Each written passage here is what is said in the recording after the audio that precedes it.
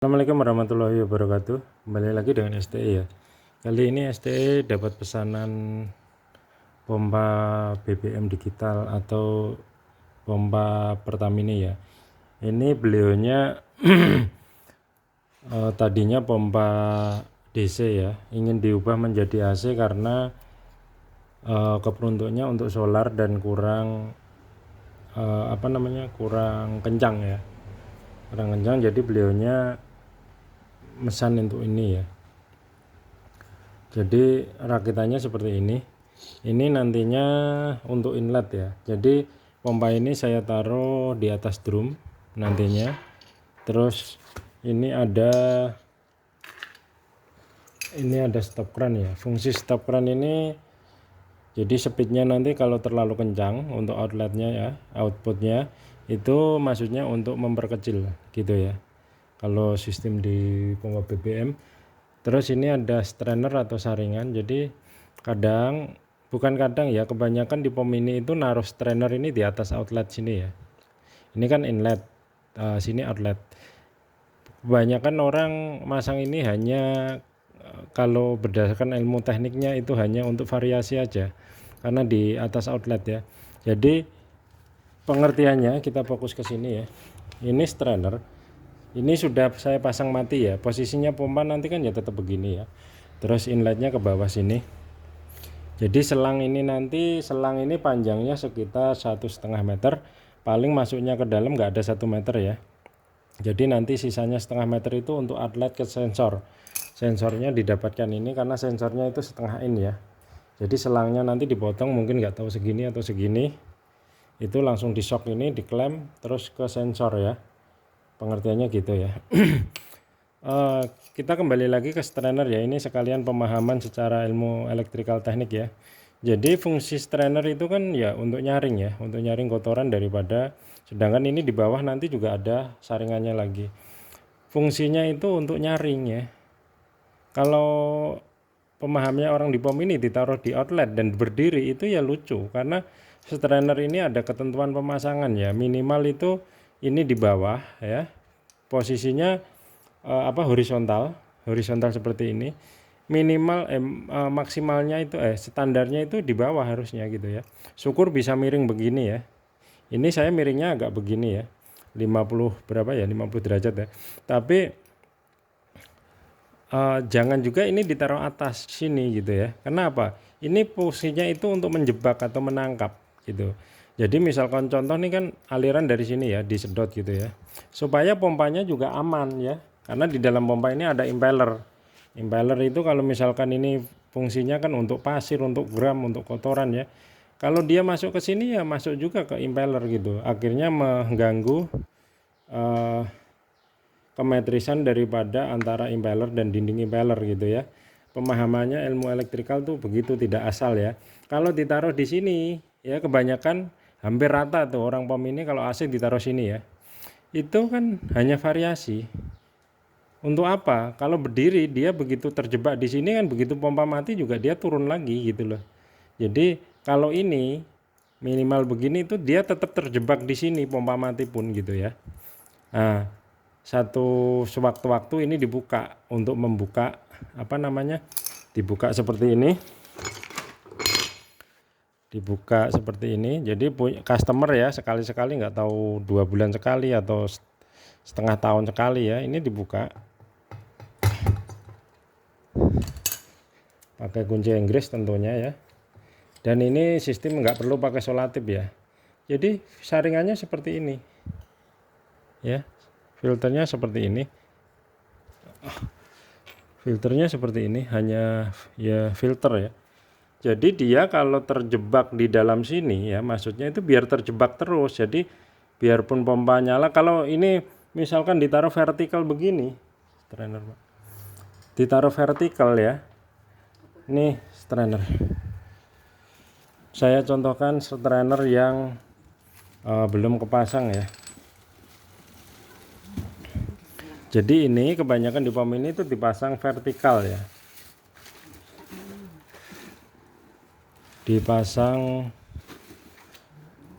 berdiri gitu ya.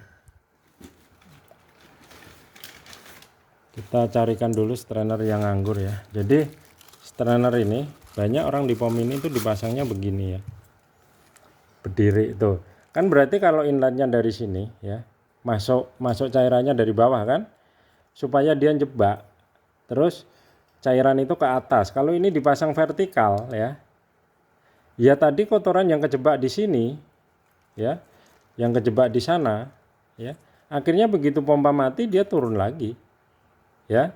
Jadi pengertiannya orang masang strainer ini harus mengikuti SOP standar, ada aturannya gitu ya. Kalau ditaruh sini kadang-kadang cuma dibuat apa untuk mancing gitu ya, ya percuma juga. Kan fungsinya untuk menghambat apa namanya, kotoran gitu ya. Jadi kalau di inlet sini naruhnya itu impeller pompa juga akan aman gitu ya. Jadi nggak asal intinya gitu ya. Dan ini harusnya untuk dibuka oleh pemilik nantinya. Jadi cukup dengan kunci Inggris atau kunci pas yang pas ini, dan cukup begitu aja udah kencang, karena di sini ada ring mikanya ya. Jadi nih kadang dipasang di sini kan, berdiri gini. Jadi kalau saya sebagai orang yang paham teknik elektrikal ya, kadang-kadang geli juga di hati kecil gitu ya. Jadi masang ini itu tidak semestinya gitu. Semestinya itu masang yang bagus begini loh. Inlet dari sini, outlet sini itu posisinya begini ya. Posisinya itu bagusnya begini. Tapi minimal boleh syukur bisa begini. Maksimal begini ya. Kalau begini paling enggak dia masih juga akan diam di sini ya. Begitu kita lepas kita bisa tarik, kena ya, pengertiannya begitu ya. Jadi kalau misalkan ini minimal begini ya, inlet dari sini, outlet sini, kalau ada kotoran terjebak di sini itu dia tetap diam di sini. Dan kita buka, kita bersihkan gitu. Teorinya begitu ya. Jadi enggak asal gitu ya. Oke, kita lanjut lagi. Jadi ini nanti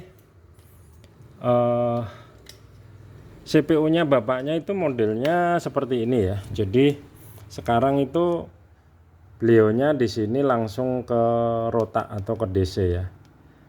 Jadi kalau saya nanti harus memasang ini, itu harus ngedit ya, atau ngubah jalur. Ada yang motong, ada yang motong, ada yang nyambung ya, supaya berfungsi untuk pompa AC. Jadi CPU-nya persis, bukan persis ini, tapi maksudnya skemanya persis ini. Skemanya itu persis ini ya.